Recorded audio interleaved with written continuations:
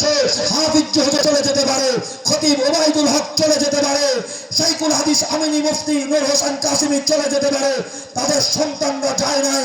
কাদিয়ানীদেরকে পৃষ্ঠপোষকতা করা দূরে থাক, কাদিয়ানীদেরকে অমুসলিম ঘোষণা করতে হবে।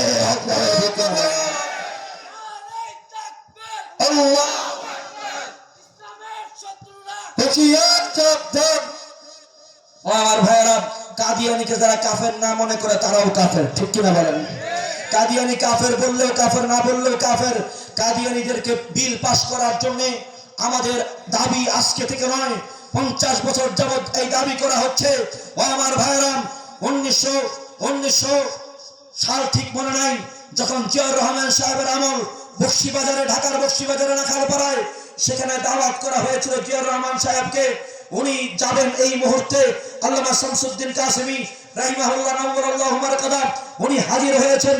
আর্যবাদ মাদ্রাসার প্রতিষ্ঠাতা হাজির হয়ে প্রেসিডেন্ট জিয়াউর রহমান সাহেবকে বলেছেন, আপনি কাদিয়ানীদের আস্থানায় দাওয়াতে যেতে পারবেন না। উনি বললেন, তারা দাওয়াত দিয়েছে, গেলে সমস্যা কোথায়?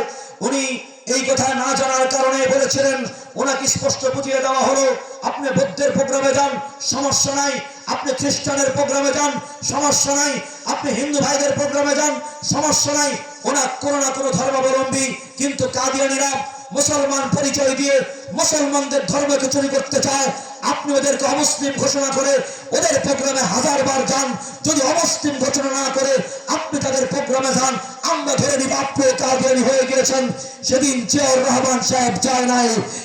আমিও পরিষ্কার আজকে বলতে চাই, যারা এদেশের সত্যিকার অর্থে জিয়াউর রহমান সাহেবের অনুসারী দাবি করেন, আগামী দিনে আপনাদের নির্বাচনী ম্যান্ডেটে কাদিয়ানীদের ব্যাপারে স্পষ্ট কথা বলতে হবে, ঠিক কিনা বলেন?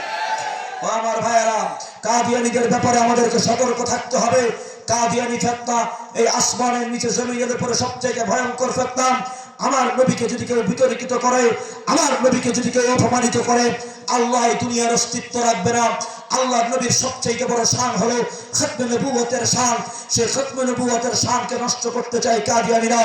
আমার ভাইরা, কাদিয়ানী কাফের মনে থাকবে ইনশাআল্লাহ। কাদিয়ানী কাফের, যারা কাদিয়ানীকে কাফের বলবে না তারাও কাফের, ঠিক কিনা বলেন? যারা কাদিয়ানী কাফের বললে কষ্ট পাবে তারাও কাফের, ঠিক কিনা বলেন? ও নওজোয়ান বন্ধুরা, বলতেছিলাম বিপ্লবের কথা। একটা বিপ্লব অপেক্ষা করছে তোমাদের জন্য, যে বিপ্লব হবে কোরআনের বিপ্লব। ও বন্ধুরা, সেই বিপ্লবের আগে নিজেকে প্রস্তুত করার জন্য তাহাজ্জুদ গুজার হও, ফজরের নামাজ পড়ো।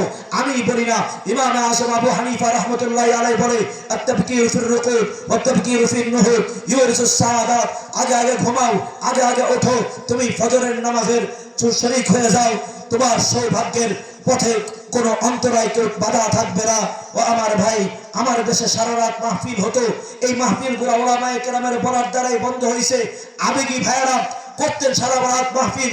সারা রাত মাহফিল করা এটা কোনো রসুম হতে পারে না। সর্বোচ্চ 10টা থেকে 11টা সারা রাত মাহফিল শুনলাম, ফজর পড়লাম না, 1000 বছর মাহফিল শুনলেও লাভ হবে না, ঠিক কিনা বলেন? আমার যুবক ভাইয়েরা নিয়ত করছে, আমার কথা শেষ, যুবকদেরকে নিয়ে। ও আমার মুরব্বী বাবারা, আপনারাও নিয়ত করেন। মুরব্বী বাবা তো অল্প কয়েকজন, যেই কয়দিন বেঁচে আছেন, আর মসজিদ ছাড়া বাসায় নামাজ পড়বেন না।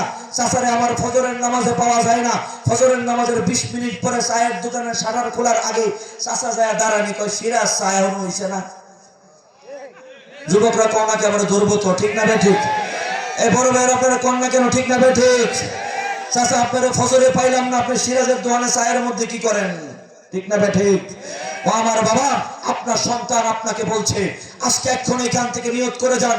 মুরব্বী বাবার আমার সঙ্গে বলবেন, ইনশাআল্লাহ যতদিন চলতে পারবে ফজর থেকে এশা পর্যন্ত কোন নামাজ মসজিদ ছাড়া বাসায় পড়বো না, ইনশাআল্লাহ। নিয়ত করলাম তো ইনশাআল্লাহ, মুরব্বী বাবার নিয়ত করলাম তো ইনশাআল্লাহ। এই একটা ছোট্ট হাদিয়া আপনাদের জন্য, বয়ানের শেষে আরেকটি ছোট্ট হাদিয়া দিয়ে যাব। মেহেরবানি করে দুটি হাদিয়া বাসা পর্যন্ত নিয়ে যাবেন। মা বোনদেরকে বলবেন, ঘরগুলোকে কবর বানিয়ে রাখবেন না। হযরত জি ইউসুফ সাবুদুর রহমতুল্লাহি আলাইহি বলেছিল, ঘরগুলোতে তালিম আর কোরআনের তেলাওয়াত চালু করো, আর না হয় অচিরেই এমন সময় আসবে সিনেমা হল বন্ধ হয়ে যাবে, মানুষ আর সিনেমা হলে যাবে না, ঘরগুলো সিনেমা হলে পরিণত হবে। সেই সময় এসে পড়েছে। সিনেমা হলে এখন আর কেউ যায় না। সিনেমা হল ভেঙে সেখানে বিল্ডিং করা হয়, মার্কেট করা হয়, বিক্রি করা হয়। সিনেমা হল বলতে এখন কিছু নাই।